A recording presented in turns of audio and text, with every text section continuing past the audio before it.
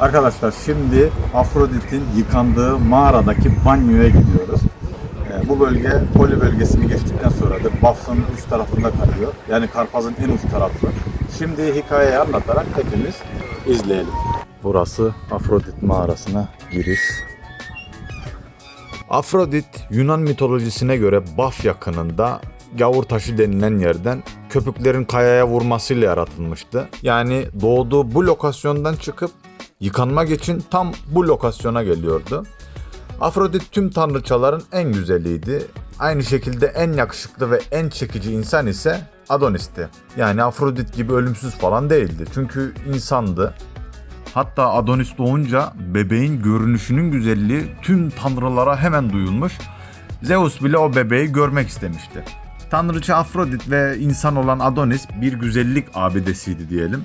Efsaneye göre bebek olan Adonis'in olağanüstü güzelliğini gören Afrodit hemen onu sahiplendi. Bebeği görür görmez bir sandığa koyarak gizledi ve sandıkla beraber yeraltı tanrıçası olan Persephone'a emanet etti. Ama sandık açılınca Persephone bebeği görünce kimseyle paylaşmak istemedi ve Afrodit'le inatlaştılar. Zeus ise bebeğin bakımını 4'er ay aralıklara göre ikisi arasında sırayla bölüştürdü. Yani bebek 4 ay yer altında 4 ay yer üstünde yaşayacak dedi. Adonis büyüyünce Afrodit ve Adonis ormanda beraber zaman geçiriyorlar ve bir gün gizli bir pınara rastlıyorlar. Daha erken Yunan kaynaklarında ise karşılaşma tesadüfidir. Yani Afrodit o havuzda düzenli bir şekilde yıkanırken tesadüfi bir şekilde Afrodit ile Adonis ikisi de havuzda çırılçıplak karşılaşıyorlar. Adonis omzunda av torbası, elinde yayıyla avdan sonra oraya yıkanmaya gelmiş. Tabi Afrodit adamı görünce deli oluyor. Afrodit Adonis'i bu banyo havuzunda yıkanmaya davet ediyor ama Adonis tanrıçayı çıplak görünce şaşırıp utancından kaçmak istiyor. Çünkü karşısındaki bir tanrıça, kendisi de bir insan. Afrodit ise onun gençliğinden ve çekingenliğinden çok fena etkileniyor. Sonra Adonis'e dur sakin ol benden saklanmana gerek yok falan diyor. Birlikte yıkanırlarken suyun içinde oyunlar oynuyorlar. Birbirleriyle şakalaşıp aşk yaşıyorlar. Ardından Afrodit o gün Adonis'e bir rüyasını anlatıyor. Diyor ki seni bu pınarda kan içinde gördüm. Su kırmızıya dönüşmüştü. Artık şu av peşinden gitme, yayı bırak, yaban avını bırak falan diyor. Ama Adonis gülümsüyor, yani ölümden korkmuyor. Kaderin kendisine yazdığı sonu bilmeyen Adonis, aşk tanrıçası Afrodit'in dudaklarından son bir kez öpücük alıyor. Ama Afrodit içindeki o korkuyla Adonis'e tekrardan sakın ava çıkma, vahşi hayvanlardan uzak dur diye uyarmaya devam ediyor.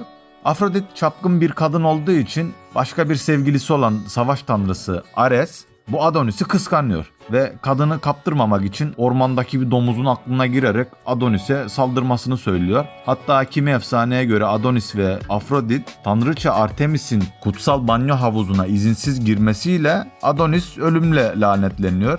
Çünkü banyonun mal sahibi tanrıça Artemis'tir. O sevişmenin ertesi sabahı Adonis inatla ava çıkıyor. Domuzu görüyor, mızrağı fırlatıyor ama mızrak sıyırıp geçiyor. Ardından hayvan hızla dönüp dişlerini Adonis'in kasığına saplıyor ve Adonis'i paramparça ediyor. Yani savaş tanrısı Ares bir yaban domuzunu kışkırtarak Adonis'i öldürtmüş oluyor.